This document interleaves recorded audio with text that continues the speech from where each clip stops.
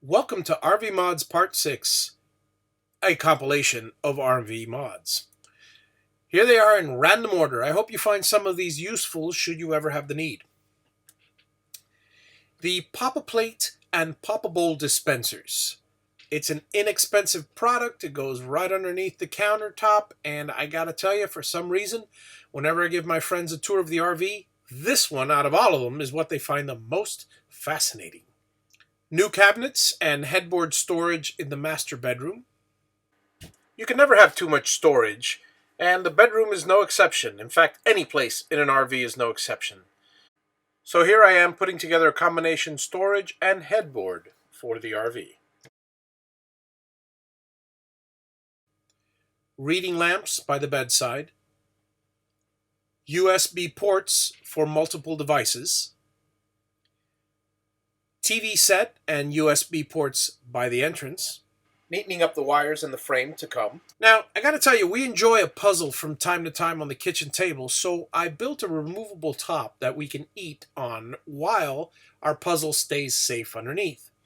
I also bought a couple of trays for $4 from IKEA and mounted them underneath as utensil drawers, as I'm way too lazy to get up and walk 3 feet across to the kitchen drawer.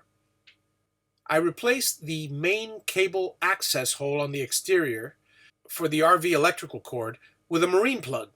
It was a waste of space to have a tangled cord in a section under my storage closet, and the access hole could serve as a doorway to unwanted pests as well, since it was completely open. Now, on the inside of that section, I redid the storage closet in order to utilize that space. Next, not having any way of knowing how full my tanks were, I added an inductive monitoring system that reads levels right through the plastic by way of a stuck-on sensor on the outside of my gray and black tanks.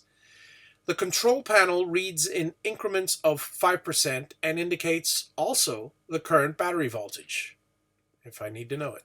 I replaced the dinged-up white range top that was extremely burnt and old and, well, it was a Carney range top, with a brand new porcelain black one. I added 3 barbecue grill igniters to my range. No more lighters. Instant start. I added an electric jack to the tongue. Who needs to turn a crank anymore? I replaced a defective scissor lift, decided to add one by the door, and 2 on the slide out. The RV no longer bounces. I also added X-chocks, which are chocks between the 2 tandem tires for increased stability as well. I added curtains to the interior. I painted the exterior and intend to decal it in the future. I converted all interior light fixtures to LED. Converted all exterior tail marker lights to LEDs, which is tough considering I had to find a compatible bulb only 0.8 of an inch high. I added a bike rack. I added a storage compartment to the belly of the beast with a couple of under-bed storage bins that fit perfectly inside. I also added a PVC tube for more storage underneath. I purchased Gnomeland Security for added protection. Gave a good coating of black gloss paint to the tongue and the steps. I replaced the old awnings with a new awning, as was mentioned earlier. I tinted the windows. I added remote indoor and outdoor thermometer. I added a propane tank cover. I added a shutoff valve, pressure regulator, and 90-degree angle for strain relief for the main water entry, so what happened in episode number 2 will not happen again. I added the TV antenna handle as one was missing. Luckily, the TV antenna was in perfect working order, and despite being an analog antenna, I have not had a problem receiving all the digital signals, HDTV signals for the new TV. The main panel of an RV has 2 electrical systems.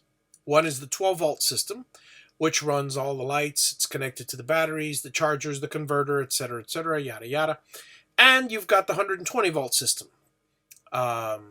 Sometimes they're connected to generators, sometimes inverters. Most of the time, in my case, it's connected externally to whatever 120 volt source is nearby. On my house, I added a 30 amp dedicated circuit. One where I store the RV and one in the front of the house where I park the RV getting ready for a trip. And now we get to the electrical panel. Did I mention that this was a Carney trailer? I'll make this short. An electrical panel on an RV has 12 volts and it has 120 volts, two different systems. We're talking just about the 120 volt system now, just like you have in your house. In an RV, such as mine, there are 5 breakers, a 30 amp breaker and 4 15 amp breakers.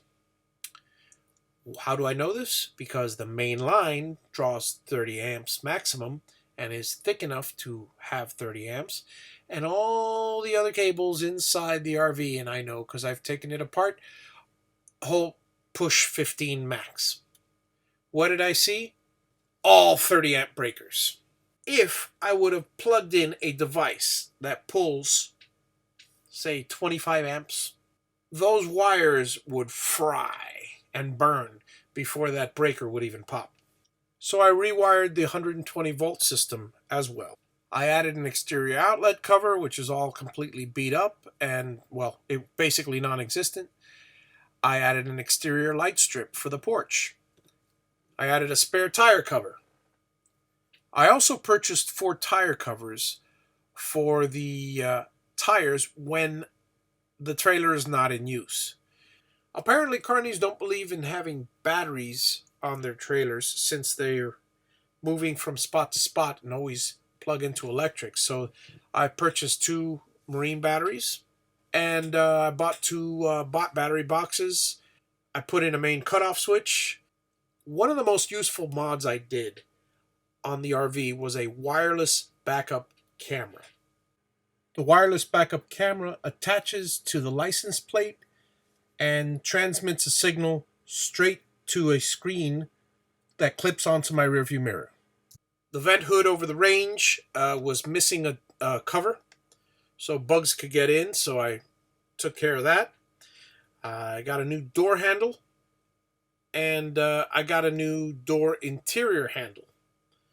Now, when I first brought the trailer to the house, one thing I forgot to mention was take a close look at how much space I have. I have basically 4 inches between the eave of the roof and the trailer.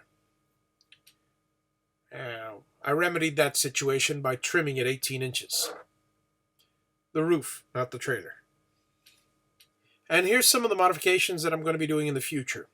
I plan to make a ducted AC out of the ductless AC. Basically, I'm going to create ducts throughout the roof. That's going to be an interesting project. I have not yet touched, other than the range, I have not yet touched the kitchen cabinetry. I'm going to completely rebuild the kitchen. So stay tuned for those mods in the future, and I hope you enjoyed this video series on RV mods. If you have any questions, go ahead and post them in the comments. I will be happy to answer any and all RV and RV modification questions.